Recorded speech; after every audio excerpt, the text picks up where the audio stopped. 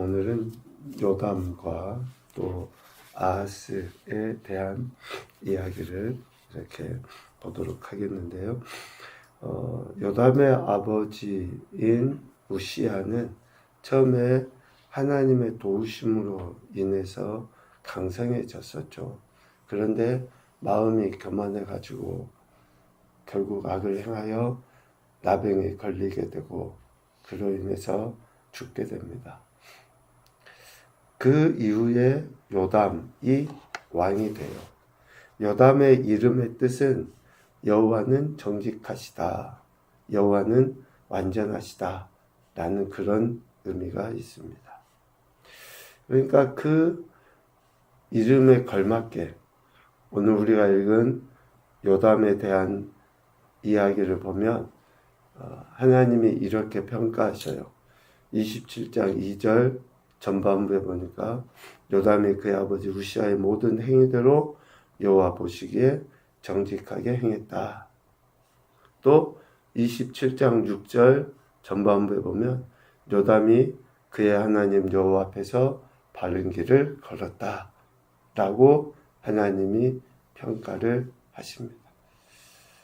그러니까 요담은 아버지 우시야가 교만해지기 이전에, 그러니까 우시야가 스가랴를 통해서 들려주셨던 하나님의 묵시의 말씀을 듣고 여호와 하나님을 찾았던 그러한 모습, 또 이후에 우시야가 마음이 교만하여 악을 행하고 나병에 걸려서 별궁에서 갇혀 살았던 그 아버지의 모습, 하나님을 찾았을 때의 모습은 본받았고 마음이 교만하여 악을 행했던 아버지의 모습은 반면교사 삼았던 사람이 바로 요담이라는 거예요. 그래서 요담에 대한 평가가 하나님 보시기에 정직하였다, 하나님 앞에서 바른 길을 걸었다 라는 그런 평가를 듣게 된 겁니다.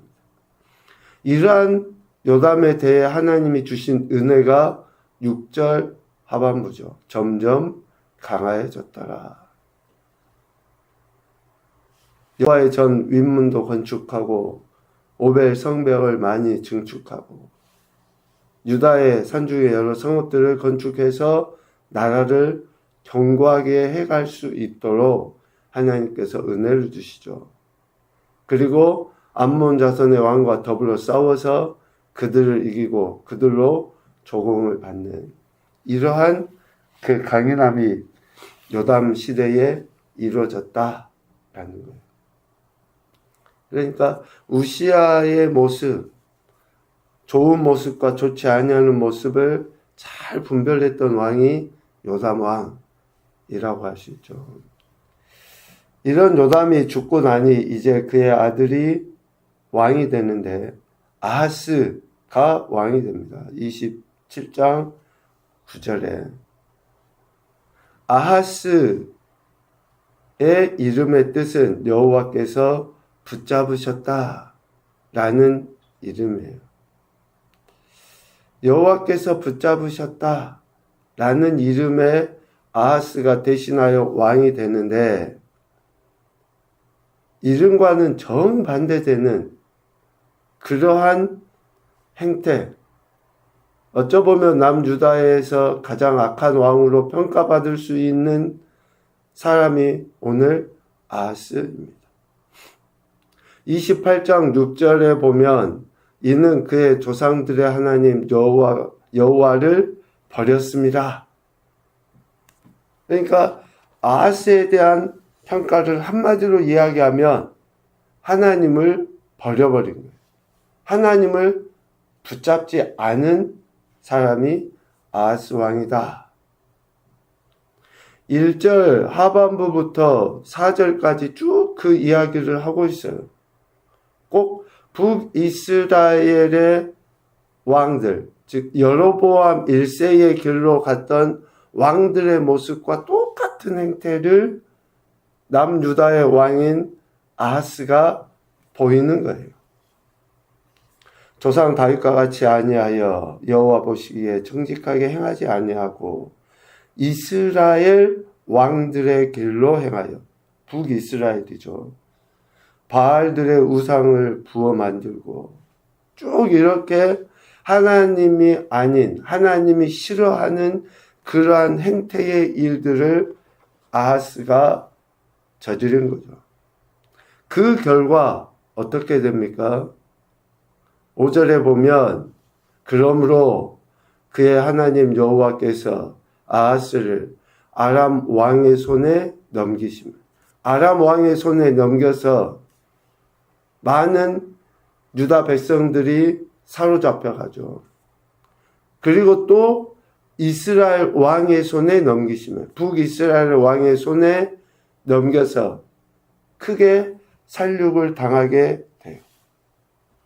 하나님을 붙잡지 아니한 아하스에 대한 하나님의 심판이 아람 왕 그리고 북이스라엘의 왕에 의해 나타나게 된 것을 봅니다. 아하스 왕에 대한 하나님의 진노하심 때문에 이러한 일이 일어나게 된 거죠. 하나님을 버리고 하나님을 떠나서 뭔가 잘 될 것 같고 이룰 것 같고 많은 것을 얻고 누릴 것 같지만 결코 그럴 수 없다는 것을 아하스는 모르는 거죠. 아하스의 이러한 불신앙적인 행태는 결국 자신의 이름과는 정반대되는 모습으로 나타났고, 특별히 동족인 북이스라엘에 의해 노략당하게 되는 그러한 비참한 신세가 되는 거예요. 남유다와 북이스라엘의 전쟁이 지속적으로 이렇게 이루어지는데 그 가운데 하나님의 섭리가 있어요. 하나님은 남유다도 택하셨고 북이스라엘도 긍휼히 여기시거든요. 여로보암 1세가 왕이 될 때의 모습을 여러분 생각을 해보십시오. 하나님께서 솔로몬 이후에 남과 북으로 갈려질 때에 북이스라엘의 여로보암을 하나님이 택하셨어요. 그리고 말씀을 주셨거든요. 그러니까 북이스라엘도 하나님은 기대를 갖고 계시는 거예요. 그런데 여전히 하나님이 아닌 우상을 섬기고 자신들의 감정대로 살았었죠. 그 모습이 오늘 28장 8절 이하에 나와요. 이스라엘 자손이 그들의 형제 중에서 그들의 아내와 자녀를 합하여 20만 명을 사로잡아.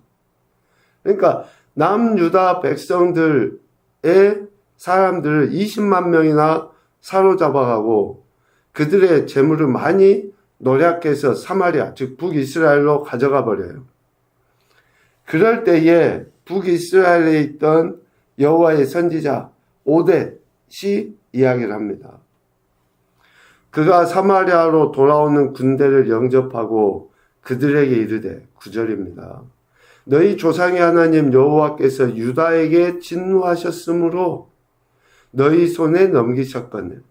맞아요. 유다가, 즉 아하스가 하나님을 버리고 우상을 섬기는 것에 의해서 하나님이 심판하셔서 유다에 진노하셔서 북이스라엘 손에 넘기신 것 맞아요.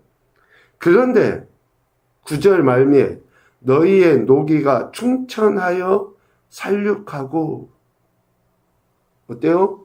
북이스라엘이 하나님의 도구로 쓰임받긴 하지만 자신들의 화대로 감정대로 형제인 유다에 대해서 이렇게 해서는 안 됐던 거예요. 아무리 유다의 왕인 아하스에 대한 심판으로 하나님이 북이스라엘을 도구로 사용한 것이기는 하지만 그들의 노기가 충천하여 살육하고 유다와 예루살렘 백성들을 압제하여 노예로 삼고자 하는 그 생각은 해서는 안 된다는 거죠. 그래서 오뎃 선지자를 통해서 하나님이 말씀하셨고, 그 말씀에 대한 요구는 뭡니까? 11절에 이야기하는 것처럼, 그런즉 너희는 내 말을 듣고 너희 형제들 중에서 사로잡아온 포로를 놓아 돌아가게 하라. 유다에서 잡아온 포로들을 놓아 보내줘라는 거예요. 왜? 노기가 충천하여 행한 북이스라엘의 이러한 모습을 하나님이 싫어하시는 거죠. 그래서 11절 말미에 이야기합니다. 여호와의 진노가 너희에게 임박하였느니라. 아무리 하나님의 심판의 도구로 쓰임 받는다 할지라도 형제에 대해서 그렇게 해서는 안 되는 거예요.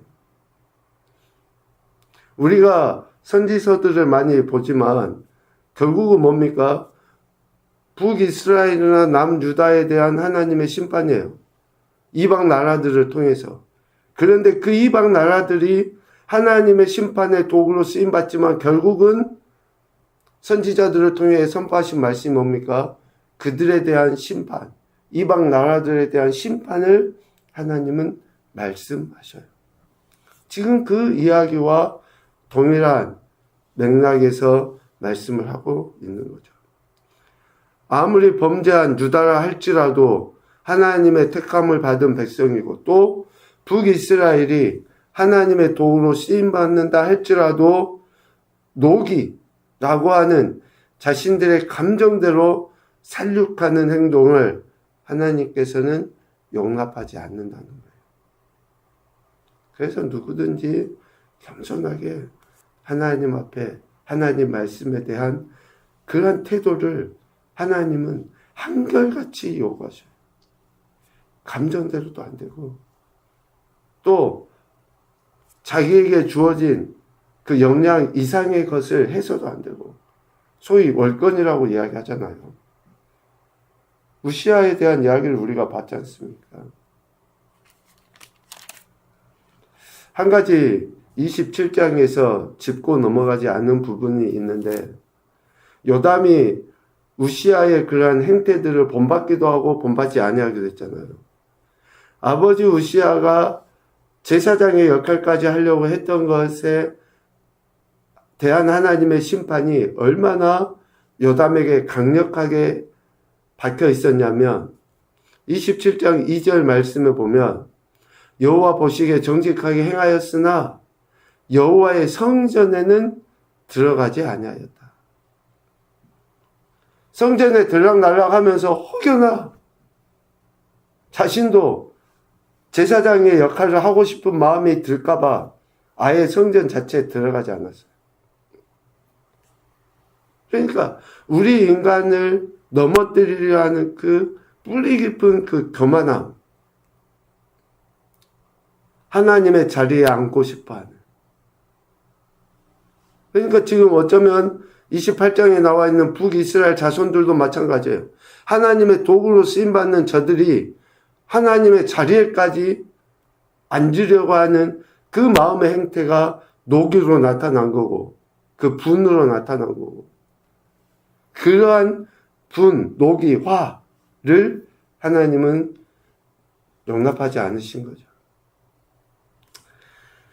결국 우리 인생은 하나님 앞에서 말씀에 의한 다스림을 받아야 되고 그 하나님의 뜻하심을 수용해서 하나님의 인도하심에 따라서 살아가는 것이 우리 인생이 보여야 될 가장 기본적이고 가장 합당한 모습이다라는 것을 보게 됩니다. 첫 번째 교훈입니다. 여호와 보시기에 정직하게 행하는 삶을 본받아야 한다. 우시아의 좋았던 그런 모습들, 또 요담이 아버지 우시아나 또 조상 다윗의 길을 걸어갔던 것과 같은 그런 행태를 살았던 것 같이. 두 번째는 하나님께 붙들림 받은 인생이 복된 인생이다. 하나님께 붙들림 받은 인생. 하나님을 붙잡고 살아가는 그 인생이 가장 복받은 인생이에요. 세 번째, 하나님을 버리고 다른 것에 마음을 빼앗긴 인생은 더욱 큰 심판을 당하게 된다.